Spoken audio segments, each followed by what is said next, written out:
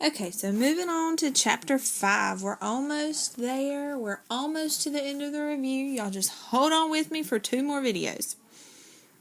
This chapter is all on slope. So the first example, I want you to find slope from 2 points.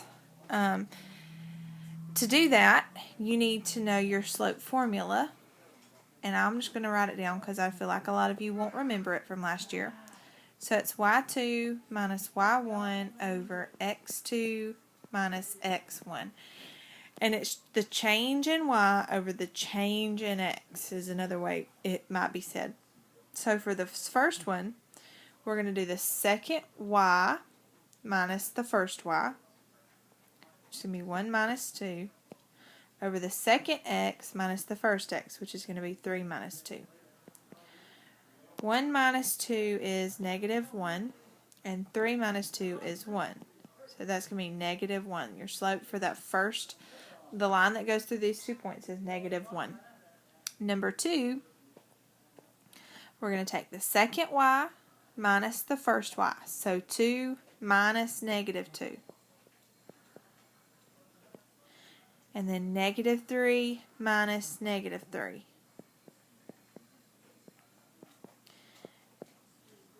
If I add the opposite, I get 4. If I add the opposite, I get 0. You cannot divide by 0. You can go ahead and try. You can put it in your calculator, but what you're going to get is error because you can't divide by 0.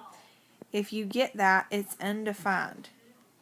And what that means is that this is a vertical line. If you were to graph that, you would get a vertical line because, see, the x's are the same. So a vertical line has an undefined slope. If your x's are the same, that has an undefined slope. Then number 3, they give you a graph and they're asking you to find the slope of that line. What I would do here is just rise over run. So I went up 3 and I ran 1. So this is going to be 3 over 1 or just 3. If you need to, write that down, rise over run.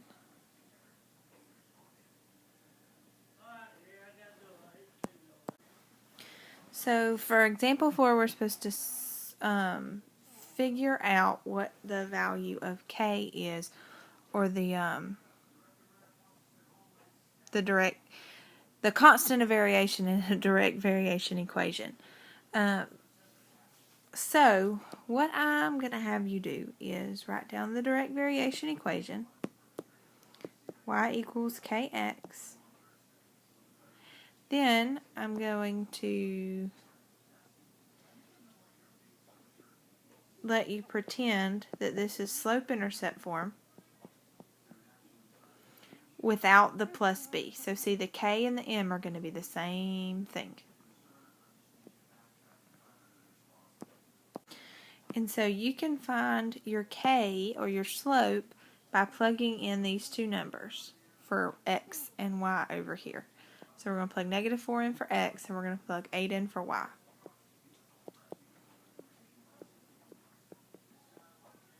Then you just solve it. To find k, you'd have to divide by negative 4. And you get k equals negative 2. So that's your slope. Now, I want you to plug this k in and this 7 in and find your y. So since y equals kx and k is negative 2, it's going to be negative 2 times 7. So y is going to be negative 14. And pretty much what that is saying is if I had a graph that was the direct variation and x was negative 4 when y was 8, or whatever, what was y going to be when x was 7? So if we come over here to x being 7, what's y going to be? And it's going to be down here at negative 14. And see, it has to go through the origin. A direct variation always goes through the origin. I don't know if you remember that. So if I drew a line through that, that would look like it would make sense. Over here at 7, I'd go down to negative 14, and it would be on the same line. I don't want to do that one. We're not going to do that one. Number 6. For the data in each table, tell whether y varies directly with x. If it does, write an equation for the direct variation. So, if you'll notice, this is the direct variation equation. For it to be a direct variation, y has to always be x times some number. So, if you'll just think about it.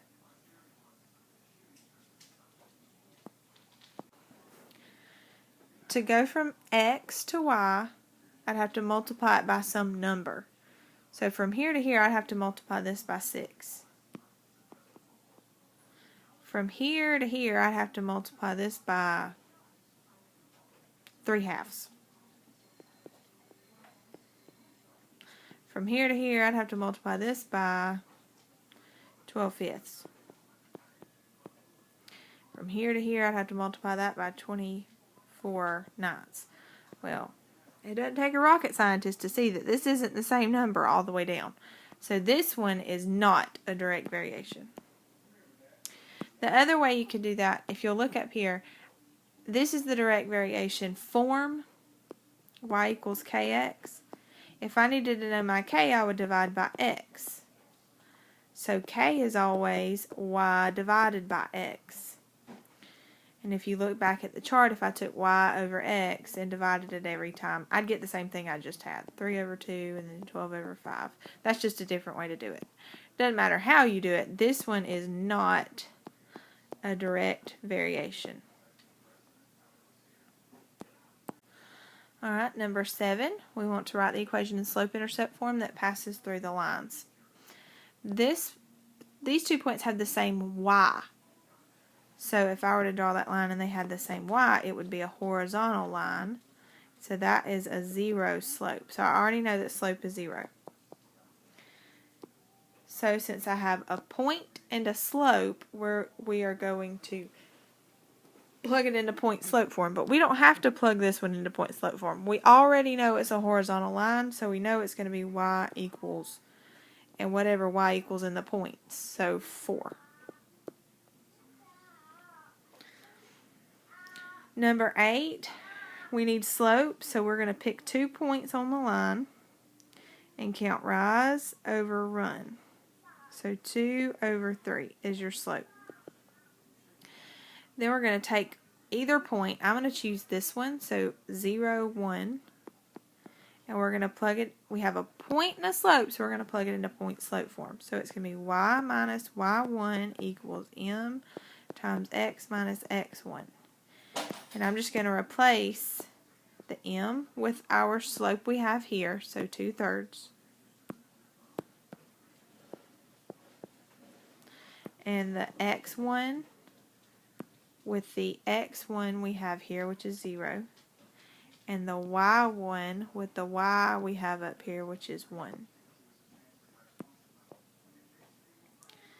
It doesn't say that it has to be in any specific form, so this is good enough for me.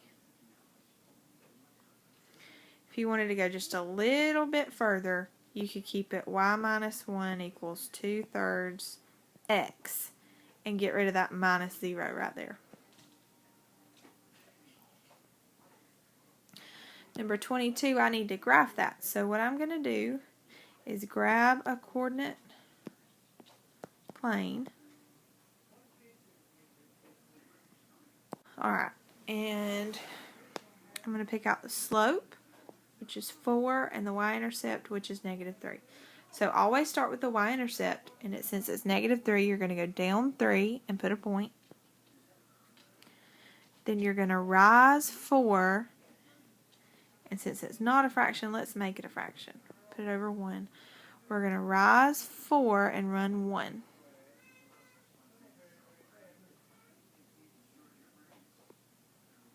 And I'm just going to keep it going. Keep rising 4 and running 1.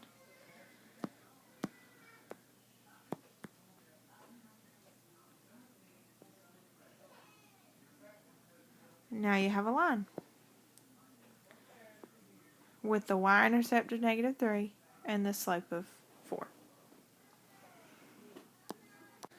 Okay, we want to talk about parallel, perpendicular, or neither. So parallel lines, you know, parallel, never cross. They have the same slope. Perpendicular lines cross at a right angle. They have opposite reciprocal slopes. And intersecting lines just have different slopes.